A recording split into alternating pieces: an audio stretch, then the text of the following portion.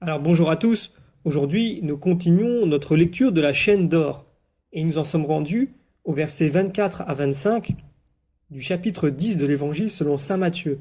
Donc je vais les lire.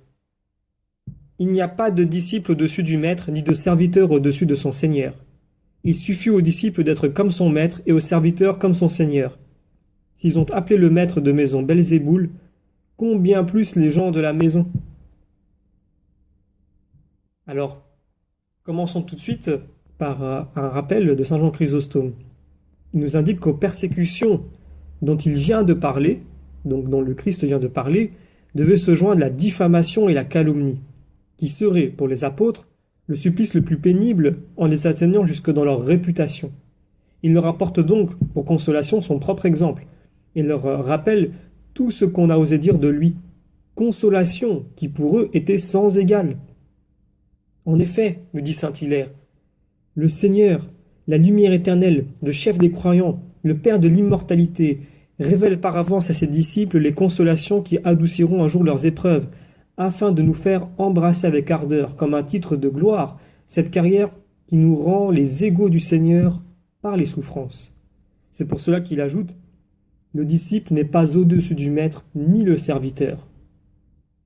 Par ces mots, nous dit saint Jean Chrysostome, il faut entendre en ce sens, tant qu'il reste disciple et serviteur.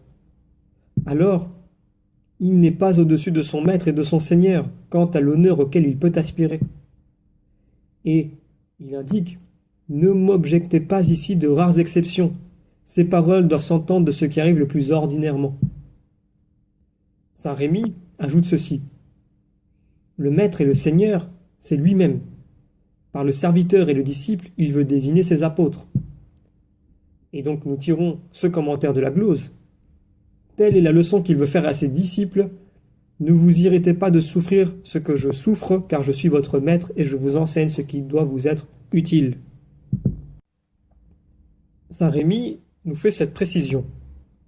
Comme cette maxime ne paraissait pas se rapporter parfaitement à ce qui précède, il leur fait connaître le but qui ici est proposé en ajoutant « S'ils ont appelé Belzéboul le père de famille, à combien plus forte raison traiteront-ils ses domestiques de la même manière ?»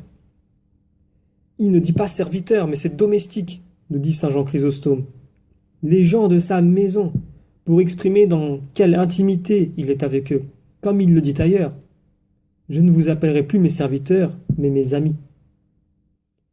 Saint Rémy, lui, fait une remarque. Il semble dire par ces paroles, ne cherchez donc ni les honneurs de la terre, ni la gloire qui vient des hommes, vous qui me voyez racheter le monde en supportant tous les outrages et tous les opprobres. Il ne se contente pas de dire « s'ils ont outragé le maître », mais il spécifie l'outrage. S'ils l'ont appelé Belzéboul, c'est ce que nous dit saint Jean Chrysostome. Et saint Jérôme d'ajouter « Belzéboul était l'idole d'Acaron, qui est appelée dans le livre des rois l'idole de la mouche. Béel est la même chose que Bel ou Baal, et Zéboub signifie mouche. Les Juifs donnaient au prince des démons le nom de l'idole la plus impure, qu'on appelait mouche, à cause de ce qu'elle a d'immonde, car la mouche, en tombant dans un parfum, en détruit la bonne odeur. Et donc nous terminons ici notre lecture des commentaires compilés par saint Thomas d'Aquin sur les versets 24 à 25 de l'Évangile selon saint Matthieu chapitre 10.